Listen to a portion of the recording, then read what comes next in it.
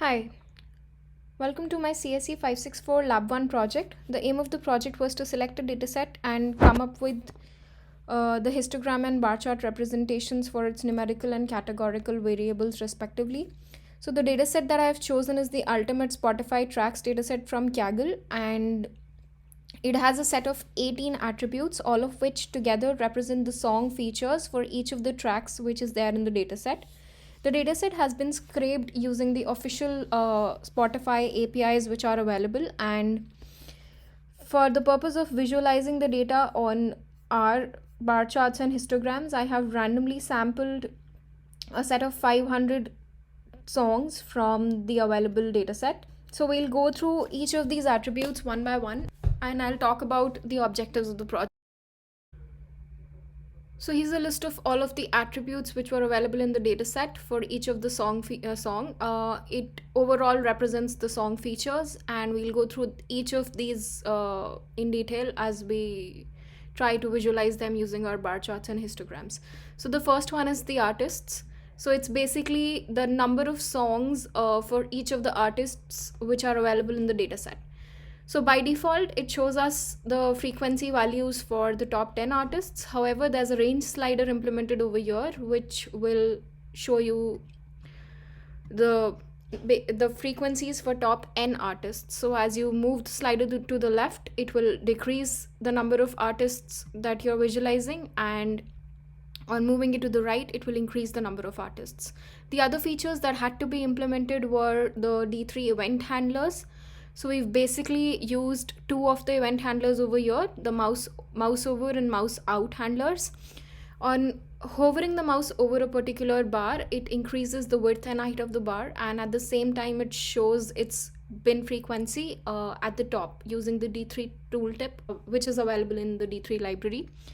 So this is how it looks like overall. And another thing to notice is the x-axis labels over here. So as the number of bars decrease, the angle stays to 0. However, when we increase the bar so as to accommodate all of the x-axis labels properly, it just rotates based on the number of artists. So the next attribute is genres. So just like artists, this is also a categorical variable, hence the bar chart representation. We again have a range slider which moves on from left to right with an increasing number of bins, and again on hovering over it, we can see the frequencies and focus in on the bar to increase its width and height, and on mouse out, it'll again revert to its original form and shape. So these are two of the categorical variables wherein we've implemented the range slider, because the number of unique values for the genres and artists were so many, because it's such a diverse data set, that it did not make sense to plot all of them on the bar chart. Hence it made sense to just represent the top n values. However, there are other attributes such as the key, the mode, and the time signature. So these, because there were just a finite set of values that these attributes could take, so it did not really make sense to have the range slider implemented over here. So these are all basically different features of the song. So the key is basically an overall estimate of the key of the track. It corresponds to the classical pitch notations that all of the songs use, and as we can see, some of the dominant keys across all of the songs are G, C, A, etc. Then the next categorical attribute is mode. So mode basically indicates the modality of a track, which is either major or minor, and it just sort of signifies the type of scale from which its melodic content is derived. Then the next one is time signature, which is an estimate of the overall signature of the overall time signature of the track. The time signature is a notational convention to specify how many beats are there in each bar or measure. So next we will have a look at the numerical attributes in our dataset. So all of the numerical attributes have been represented using histograms, and what we've done is calculated the bin frequencies based on the number of bins, which is by default set to 12, but can be increased or decreased using the drag event handler from the D3 library. So now let's talk about the event handlers that we've used for the histogram from the D3 library. The first one is mouse over and mouse out, and as you can see, it's just basically to get a bin on focus and represent the bin frequency at the top using the D3 tip. And on mouse out, the bar is restored to its original form and shape. Another event handler that we've implemented over here is basically the drag event handler, which on dragging the mouse towards left or right decreases or increases the bins respectively. So as I keep dragging my mouse towards the right hand side, the number of bins increase, and as the number of bins increase, the new number of bins is again passed into the histogram function and the histogram is rendered again. So it's basically a recursive function implemented on the drag event handler. So this is what it looks like.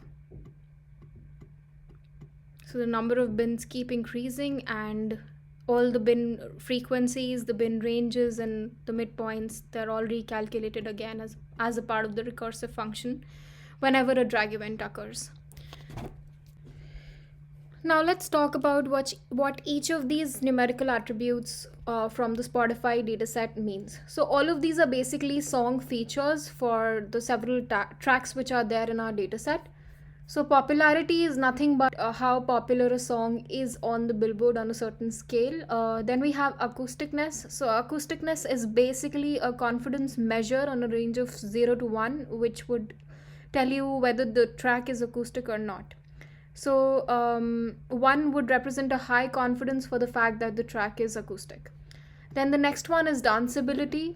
Danceability is basically describing how suitable a track is for dancing based on a combination of musical events, including tempo, rhythm, stability, beat strength, and overall regularity.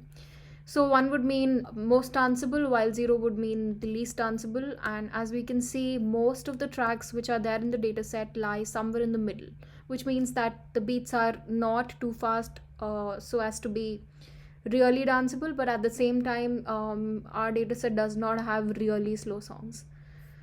Then the next attribute that we'll talk about is the song duration in milliseconds. So again, we can see that a major chunk of songs have a moderate song duration. We can increase or decrease the number of bins based on how we want to visualize the data. So the next parameter that we have is energy. So energy is again a measure between 0 and 1, which tells us how energetic a particular track is. So usually energetic tracks would be the ones which feel fast, loud, or too noisy, for example, death metal. And as we can see from our dataset, most of the tracks are moderate in their energy levels. That's where the majority of data points lie.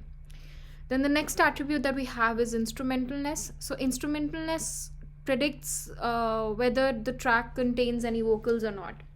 So highly instrumental tracks would have less of vocals and more of just the instrumental sounds. So the next numerical attribute that we have is liveliness. So liveliness basically detects the presence of an audience in the recording. Higher liveliness values represent an increased probability that the track was performed live. So as we can see in our data set, most of the tracks have a liveliness value of 0.5 or less, which means that maximum tracks have been recorded in a studio setting rather than the tracks being performed live. So again, we can play around with the number of bins to visualize the data. The next is loudness. Loudness is recorded on a scale of -60 decibel to 0 decibel usually. So loudness is basically a quality of song that is the primary psychological correlate of physical strength or the amplitude. So this is what the distribution for the loudness of songs looks like in our dataset. Next attribute is speechiness. Speechiness detects the presence of spoken words in a track. The more exclusively speech-like the recording is, for example, a talk show, a TED talk, audiobook, poetry, etc., they would have closer to 1 speechiness values, while most of the songs, the lyrical songs, and more importantly, the instrumental songs would have values closer to 0.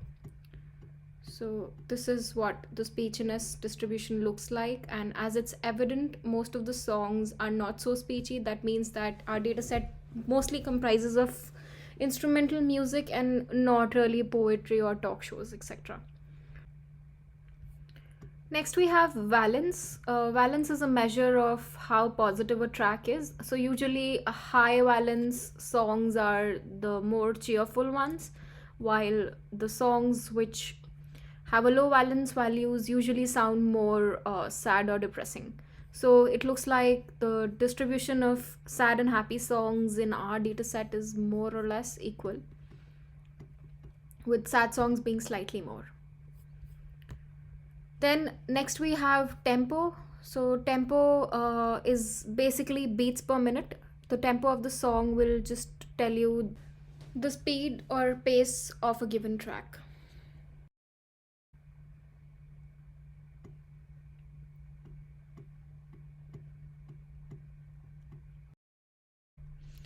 So this was a brief description of what all I've implemented for my Lab 1 project. Thank you for watching.